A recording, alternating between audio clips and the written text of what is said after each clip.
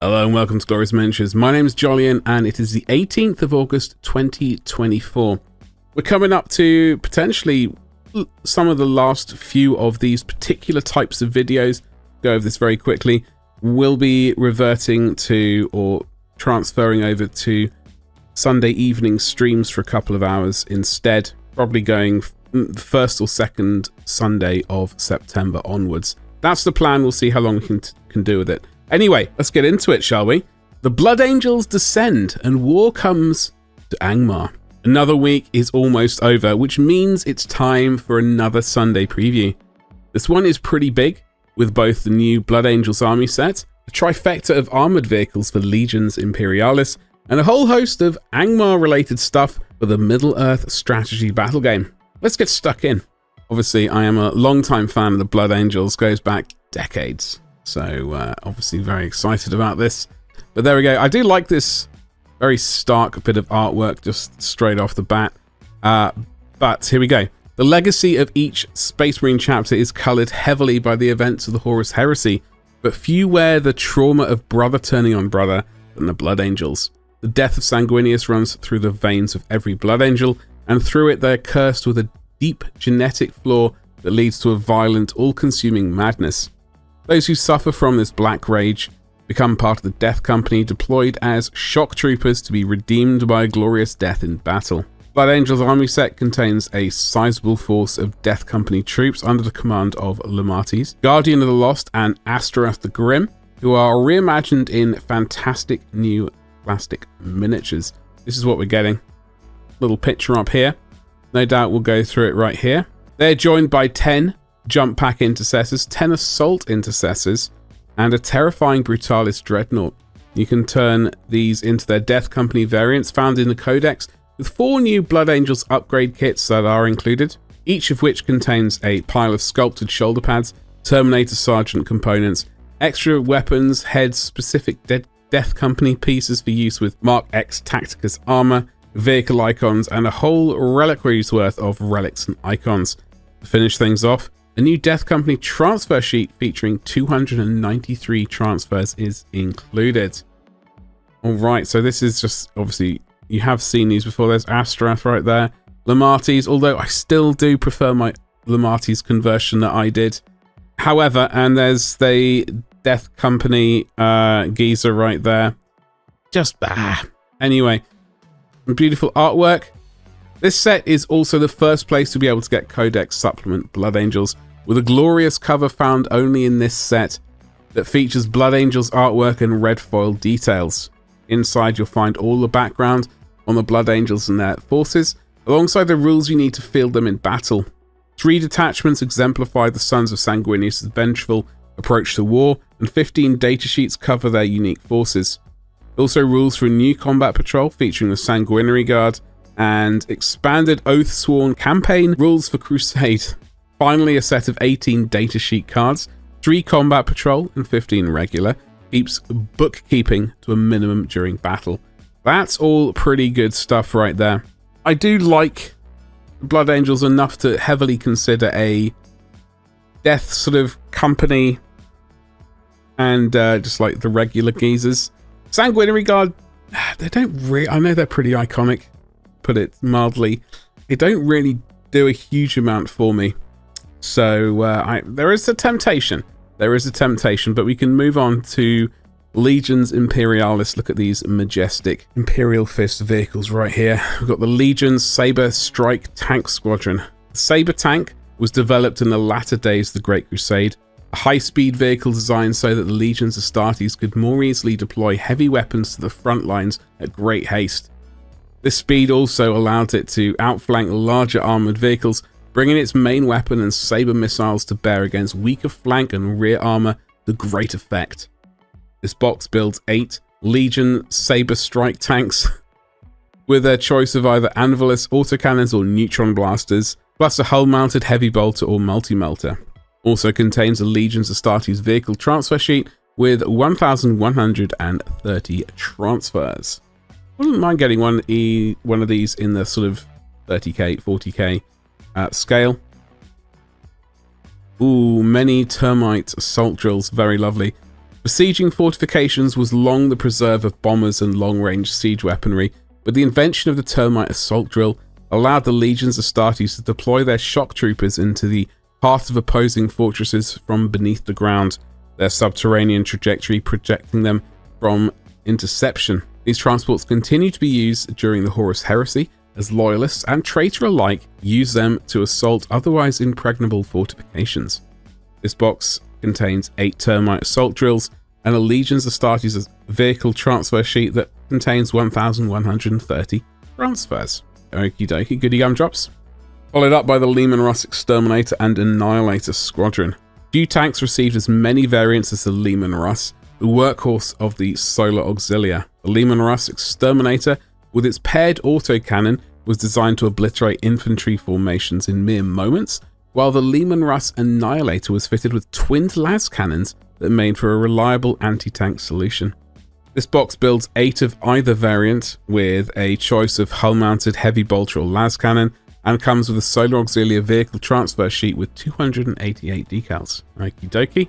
Yeah, Legions Imperialis, not really for me, but hordes of tanks is always a good thing to see. I love them. And then moving on to the Middle-earth strategy battle game, the Rise of Angmar. Return to Middle-earth with a new expansion that details how Arnor fell into despair and ruin at the hands of the Witch King. Rise of Angmar contains a wealth of new rules for you to use, including 13 profiles representing the heroes and villains that fought to determine the fate of Arnor. An updated army list that incorporate these new profiles, plus 7 new legendary legions. There's a big old blue book right there. 22 narrative play scenarios gives you the tools you need to recreate the battles between Arnor and Angmar, and a campaign system links them all together and ensures that each mission has an effect on the overall outcome. It also features a short history of the conflict, a painting masterclass on haunted ruins, and a showcase of gorgeous miniatures. Here we got Irna with the last king of Gondor. At the time of Arnor's fall, Irna was the heir to the throne of Gondor, a mighty warrior of renown. He sought to prove his worth by fighting the Witch King, but in a critical moment his horse was driven mad by fear and allowed the Lord of the Nazgul to escape. He eventually became king, but the shadow of this encounter lay over him until his final confrontation in Minas Morgul. Righty-ho, there's a sort of mounted and dismounted version right here. As a master duelist, he is able to face off against mighty champions without fear, unlike his horse. But and this kit contains 2 models, one on foot and one mounted, both made from that delicious, don't eat it, forgeworld resin. Okie dokie. And here we have more names for me to butcher. Hold on to your horses. Aranarth and Argadir, heroes of Arnor. Argadir, captain of Arnor, is a skillful warrior with a wealth of battlefield experience, and his rise through the ranks to command the Knights of Arnor has put him onto the front lines against the twisted forces of Angmar. He is joined by Aranarath, first chieftain of the Dunedain, a mighty warrior who became the de facto leader of his people after his father fell in battle. The set contains Argadir both on foot and mounted, and Arnarath on foot. Aranath? Whatever. All 3 are made of that forgeworld resin. What a mighty pose that is. Okay, we got the Knights of Arnor right here. The men of Arnor that prove themselves skilled enough to fight on horseback are often recruited to the Knights of Arnor. Armed with spears and plate armor, these brave warriors charge into battle, scattering infantry and breaking shields with their deadly momentum. The set contains 2 models made from forgeworld resin, followed by, I'm going to make completely butcher this one, Nazthak and the Shadow of Rudar.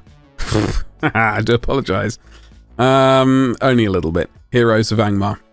The Witch King had many powerful allies at his beck and call, including the mysterious Shadow of Rudor and the Orc Captain Nazthak, a scavenger by nature and veteran of many wars. Nazthak has managed to survive by snatching equipment from the battlefield and can steal war gear from enemies he has slain. Okay then, alright. But only the Witch King knows the true history of the mysterious Shadow of Rudor, and uses this to bind the powerful spirit to his implacable will, utilizing him as a dread warrior in battle. Both these miniatures are made of forgeworld resin. You ready? Here we go again. Couple more.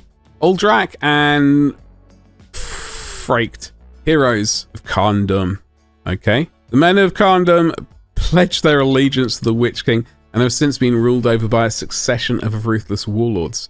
Of these, Uldrak is the most savage and zealous, leading his men in war against the Kingdom of Arnor from the front lines where his brutish strength comes to the fore.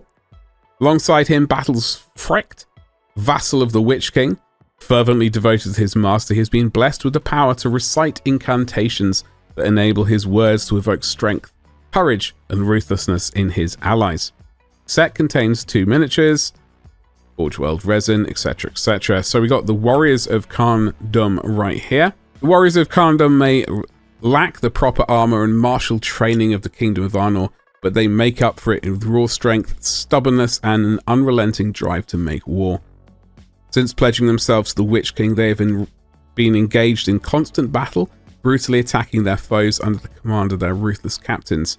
The set contains 6 forgeworld resin miniatures with options for a captain and banner bearer. Righty-ho, okay.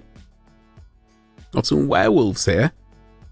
All manner of shapeshifters and skin changers have found service under the Dark Lord, including men able to take on wolf forms. The werewolves of Angmar may once have been able to shift between forms, but now they're stuck in their feral forms, vicious and deadly creatures that possess a bloodlust unmatched by most creatures in Middle-earth, making them ideal hunters.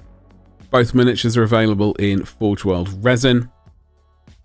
We got some returning Middle-earth strategy battle game miniatures right here. To complement the release of the Rise of Angmar, a selection of miniatures are returning to the range for you to order. Noble people, join the Lords of Dunedain along with a king and Malbeth the Seer, the Kings of Men, the Shade of Angmar, and Gulavar, the Terror of Arnor. Okay, bunch of names I've butchered. Never been a strong point of mine. You can also pick up the Warriors of Arnor Warband, which features 12 warriors, a captain and standard bearer, and both Rangers of the North and Dunedain of the North. 2 sets containing 6 miniatures. All of these products are made of metal. We got Morven Val here, Spear of Truth. I am tempted to get this miniature, actually.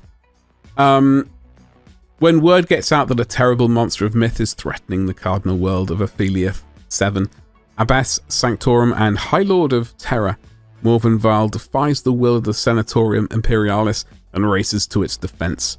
What she finds is a holy world defiled by the warlord Kol Rakil, the Death of Saints, who leads a host of Night Lords to tear the world to the ground. Morven Val, Spear of Faith by Jude Reed will be available to pre-order next week in hardback, ebook, and audiobook formats.